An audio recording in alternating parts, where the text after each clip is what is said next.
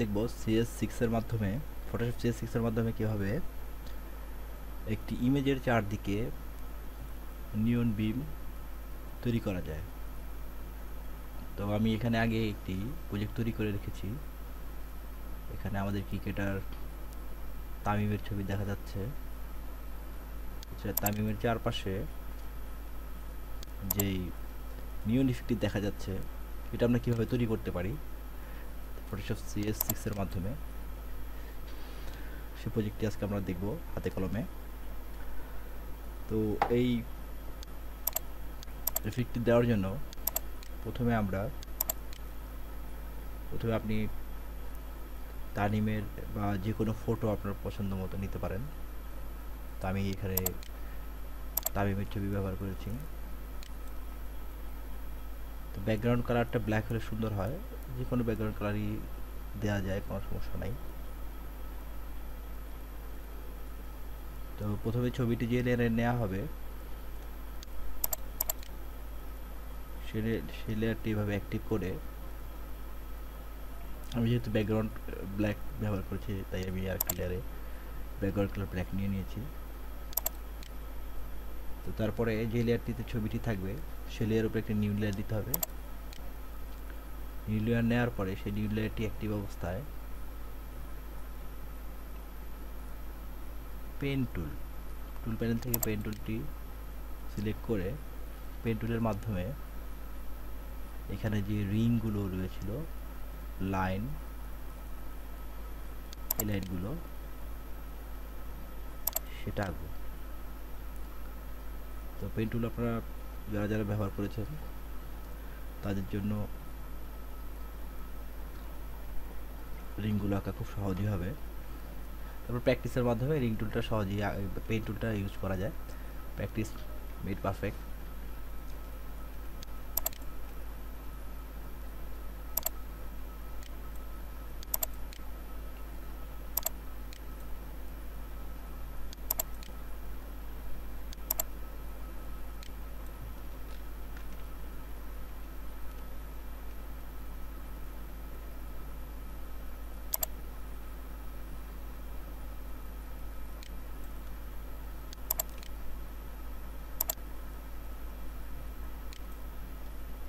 Alter কি চেপে ধরলে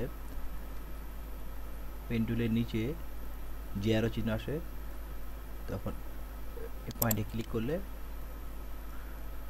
এটা কেটে যাবে। দেন পুনরায়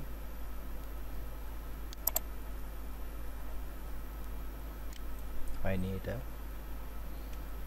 তো অ্যাড অ্যাঙ্কার পয়েন্ট, এখানে পেন টুলের 5টা অপশন রয়েছে: free form, pen tool, add anchor point tool, delete anchor point tool. Delete anchor point tool দিয়ে আমি কোনো অ্যাঙ্কার পয়েন্ট আপনি ডিলিট করতে পারবেন, না হলে ডিলিট করে দিলাম। এই অ্যাঙ্কার পয়েন্টটা ডিলিট করে দিলাম। দেন পুনরায় পেন টুল নিয়ে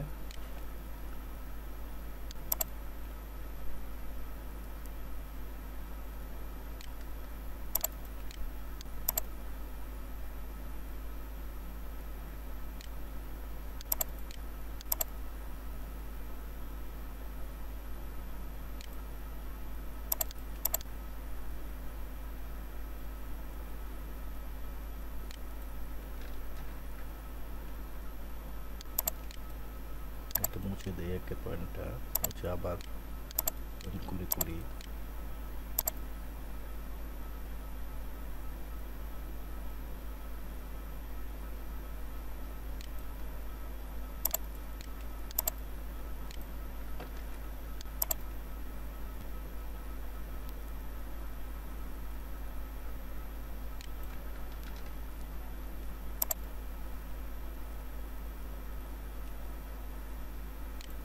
হয়নি, মুছে দিই আবার, মিলছে না।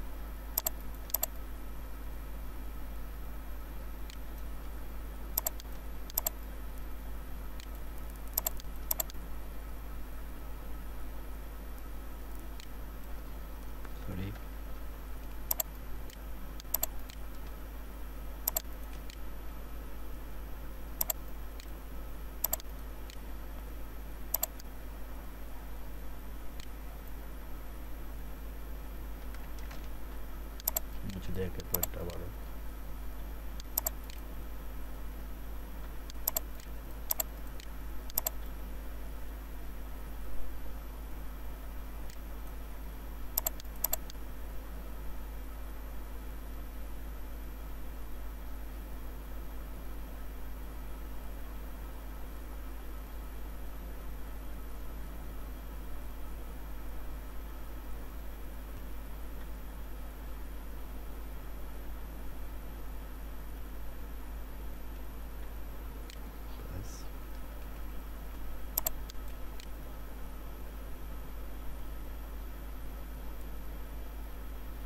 এইটুকুই। এবার ব্রাশ টুলটি টুল প্যানেল থেকে সিলেক্ট করে আমি এটার সাইজ দেবো 11 px পিক্সেল, হার্ডনেস 100% রেখে আমরা যে কালারটি ইউজ করবো এখানে সেই কালারটি এখানে ফোরগ্রাউন্ড কালার সেটা রাখবো, যেমন রেড আমি এখানে ইউজ করবো, আপনি ব্লু ইউজ করতে পারেন। ব্লু কালারটা সুন্দর, ব্লু কালারটা দিয়ে দিলাম। দিয়ে এবার প্রথমে ব্রাশ টুল ইউজ করে ব্রাশ টুল সিলেক্ট করে এখানে সাইজ ঠিক করে দিয়ে ফোরগ্রাউন্ড কালার ব্লু বা আপনার পছন্দ করে যে কোনো কালার দিতে পারেন। তারপরে পেন টুলটি সিলেক্ট করে এভাবে পাথের উপরে এসে মাউসের ডান বাটন ক্লিক করলে যে ড্রপ ডাউন মেনুটি আসবে সেখান থেকে স্ট্রোক পাথ সিলেক্ট করে দিয়ে সিমুলেট প্রেশার চেক বক্সে ক্লিক করে টুল ব্রাশ অবস্থায় ওকে করব। দেন পাথগুলো এভাবে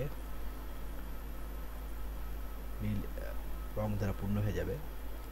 এবার আমরা পাথগুলো কিবোর্ড থেকে ডিলিট কি প্রেস করে মুছে দেব।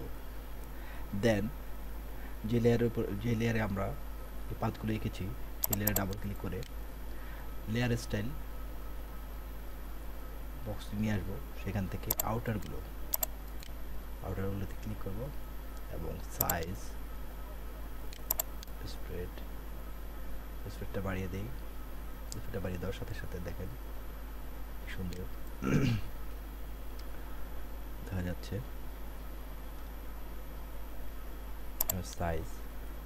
সাইজটা যা আছে তাই থাক। এটা আমরা যে কোনো অন্য কালার ব্যবহার করতে পারি, রেড কালার ইউজ করি, দেখি কেমন দেখায়। গ্রেডিয়েন্ট ওভারলেটা দিয়ে দেখি।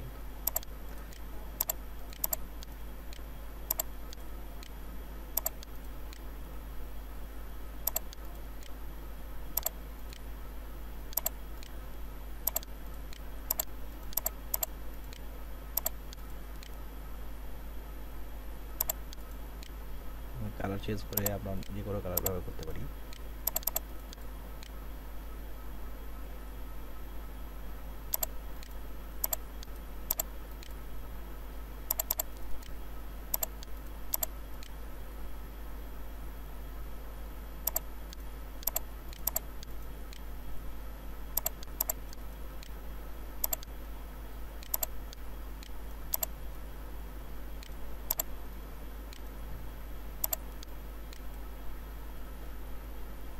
Then okay.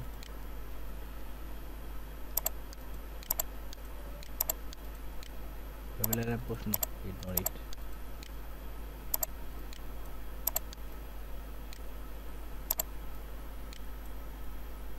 স্কেলটা কমিয়ে দিই, সেটা 33, হ্যাঁ রাইট। ওকে, এবার ইরেজার টুলটি নিয়ে আমরা আপনি এখান থেকে দেখে দেখে যে কোনটার পরে কোনটা রিংটা মুছে দিয়ে অ্যাকুরেট মনে হবে ঠিক ওইভাবে কন্ট্রোল প্লাস প্রেস করে জুম করে নিব। দেন এই রিংটা এখান থেকে চলে গেছে, এটা নিচে দিয়ে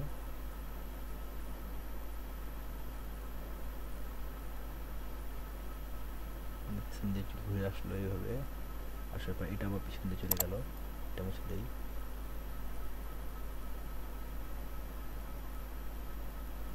হ্যাঁ, পিছন দিয়ে আসলে বেরিয়ে আসলো, ঠিক এটা আবার পিছন দিয়ে চলে গেল, এটা মুছে দেই।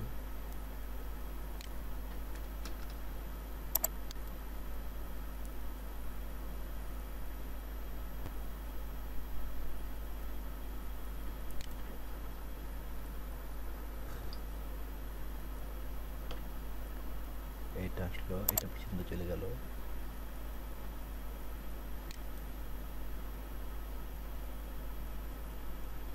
That's okay, Ctrl 0 fit to window.